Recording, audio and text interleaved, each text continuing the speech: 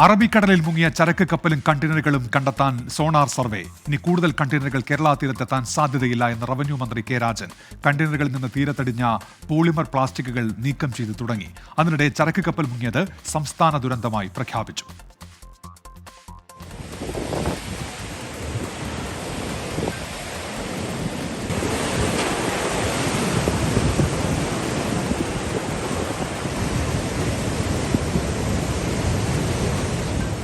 അറബിക്കടലിൽ മുങ്ങിയ കപ്പലും കണ്ടെയ്നറുകളും സോണാർ സർവേയിലൂടെ കണ്ടെത്താനുള്ള നടപടികൾ ആരംഭിച്ചു കഴിഞ്ഞു. ജൂലൈ 3 വരെയാണ് കപ്പലിലെ ഇന്ധനം നീക്കം ചെയ്യാൻ കമ്പനി സമയം ആവശ്യപ്പെട്ടിരിക്കുന്നത്. കപ്പലിലുള്ള ഇന്ധനം അപകടകരമായ രീതിയിൽ ഇതുവരെയും കടലിൽ കലർന്നിട്ടില്ല എന്നതാണ് ഷിപ്പിംഗ് മന്ത്രാലയത്തിന്റെ വിലയിരുത്തൽ. സംസ്ഥാനത്തെ തീരദേശ മേഖലകളിൽ അടിഞ്ഞ പോളിമർ പ്ലാസ്റ്റിക്കുകൾ നീക്കം ചെയ്തു തുടങ്ങി.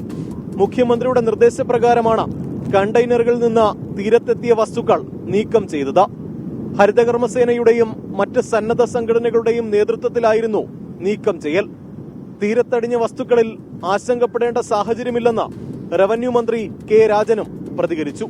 കപ്പലിൽ നിന്നുണ്ടായിട്ടുള്ള വെരി ലോ സൾഫർ ഓയിൽ കടലിന്റെ ഏതെങ്കിലും തരത്തിലുള്ള തീരത്തേക്ക് വരാതിരിക്കാൻ വേണ്ടിയിട്ടുള്ള ശക്തമായിട്ടുള്ള ഇടപെടലുകൾ കഴിഞ്ഞ ദിവസങ്ങളിൽ നടന്നിരുന്നു. ഇതുമായി ബന്ധപ്പെട്ട വസ്തുക്കൾ ഏതെങ്കിലും രാസപദാർത്ഥങ്ങൾ കലർന്നതോ അപകടമുള്ളതോ അല്ല എന്നാണ് ഇപ്പോൾ ലഭ്യമായിട്ടുള്ള റിപ്പോർട്ട്. അത് പ്ലാസ്റ്റിക് ഉണ്ടാക്കുന്നതിന്റെ ഭാഗം കൂടിയാണ്.